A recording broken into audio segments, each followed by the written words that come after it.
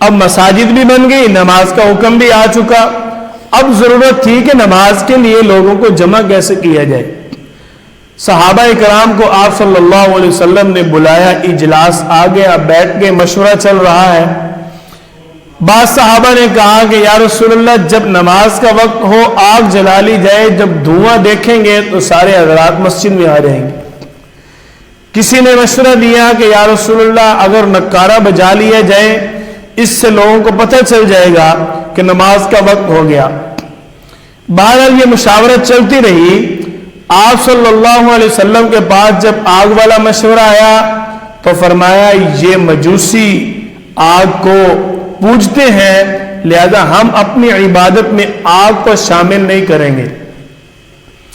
جب نکارہ بجانے والا مشورہ آیا آپ صلی اللہ علیہ وسلم نے فرمایا یہ عیسائی اور یہودی نکارہ بجانے والا کام کرتے ہیں اپنی عبادت گاہوں پر، اس لیے ہم یہ عمل اپنی عبادت میں شامل نہیں کریں گے۔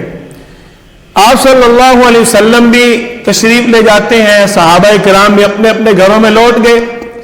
اب ایک صحابی جن کا نام ہے عبداللہ بن زید رضی اللہ تعالیٰ عنہما، یہ رات کو سوئے، انہوں نے خواب کے اندر دیکھا آپ صلی اللہ علیہ وسلم کے پاس صبح آ کر یہ خواب بیان کر رہے ہیں کہ یا رسول اللہ میں نے رات کو یہ خواب دیکھا ہے، اور اسی مجلس میں حضرت عمر بھی موجود ہے۔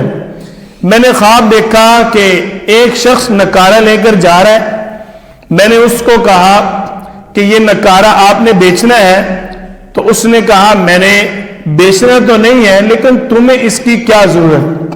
انہوں نے کہا کہ ہم نماز کے لیے لوگوں کو جمع کرنا چاہتے ہیں، تو ہم چاہتے ہیں کہ نکارہ بجا کر لوگوں کو جمع کر لیا جائے۔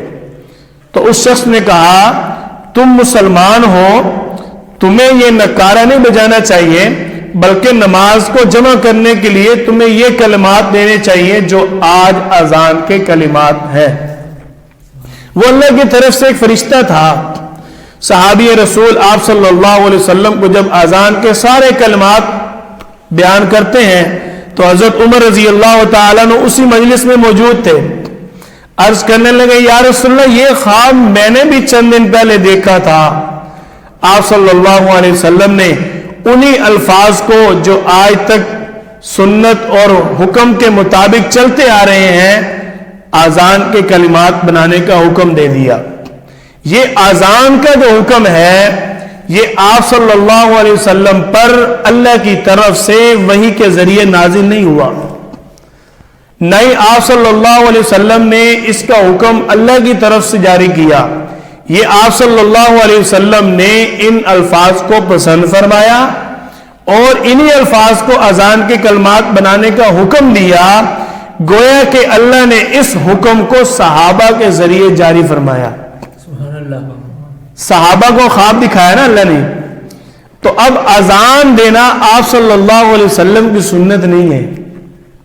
آپ صلی اللہ علیہ وسلم نے کبھی اذان نہیں دی، آپ صلی اللہ علیہ وسلم نے کبھی اذان نہیں دی۔ کیوں؟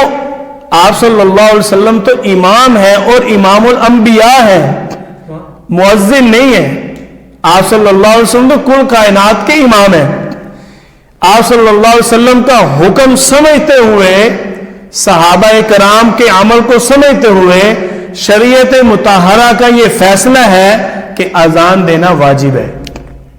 آپ صلی اللہ علیہ وسلم نماز کا حکم بھی مل گیا معراج پر۔ اب آپ صلی اللہ علیہ وسلم نے ہجرت کے پہلے سال مساجد کی تعمیر بھی مکمل کروا دی، اذان کی ابتدا بھی ہو گئی۔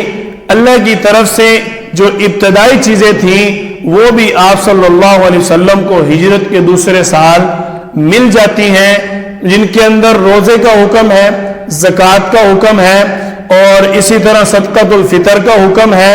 یہ ہجرت کے دوسرے سال قربانی ہے، عیدین کی نماز ہے۔ ہجرت کے دوسرے سال آپ صلی اللہ علیہ وسلم پر اللہ تعالیٰ نے وحی کے ذریعے یہ احکامات اتارے۔ اللہ تعالیٰ نے عیدین کی نماز کا حکم دیا۔ سب سے پہلے عید الفطر کی نماز کا حکم اللہ تعالیٰ نے نازل فرمایا، وَذَكَرَ اسْمَ رَبِّهِ فَصَلَّى، کہ آپ اس اللہ کے نام کو بلند کریں اور نماز ادا کریں۔ اس آیت سے اللہ تعالیٰ نے عید الفطر کی نماز کا حکم دیا۔ اللہ تعالیٰ نے اسی ہجرت کے دوسرے سال فمن شہد منکم الشہر فلیصم یہ آیت اتار کر رمضان کے روزے رکھنے کا حکم فرمایا۔ آپ صلی اللہ علیہ وسلم کی اسی ہجرت کے دوسرے سال اللہ تعالیٰ نے فصلی لربک وانحر کے الفاظ کے ساتھ عید الاضحیٰ اور قربانی کا حکم جاری فرمایا۔ اسی ہجرت کے دوسرے سال آپ صلی اللہ علیہ وسلم پر اللہ تعالیٰ نے زکوٰۃ کا حکم اتارا۔ انما الصدقات للفقراء والمساکین والعاملین علیہا والمؤلفۃ قلوبہم وفی الرقاب والغارمین وفی سبیل اللہ وابن السبیل فریضۃ من اللہ واللہ علیم حکیم۔ اللہ تعالیٰ نے 8 مصارف بھی بیان فرمائے۔ انما الصدقات کہ جو زکوٰۃ اور صدقہ ہے، صدقۃ الفطر کا بھی حکم اسی میں ہے اور زکوٰۃ کا حکم بھی اسی میں ہے۔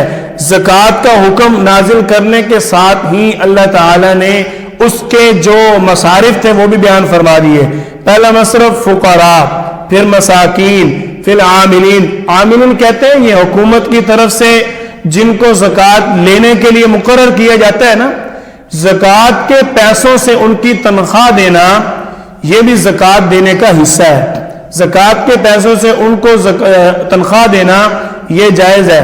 چونکہ ہماری اسلامی ریاست ہے تو اسلامی ریاست کے اندر اب تک یہی دستور چل رہا ہے۔ جو گورنمنٹ کی طرف سے چیئرمین زکوٰۃ بنے ہوتے ہیں نا ہر علاقے میں، جس زکوٰۃ سے ہی اپنی تنخواہ گورنمنٹ سے وصول کرتے ہیں۔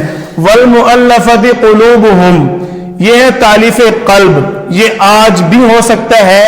یہ آپ صلی اللہ علیہ وسلم کے دور میں تو کثیر پایا جاتا تھا، آج ویسے یہ کم ہے کہ ہم کسی کو مال کھلائیں کہ وہ ہمیں اسلام کو قبول کر لے۔ آج کل لوگ کھا کے بھاگنے والے زیادہ ہیں۔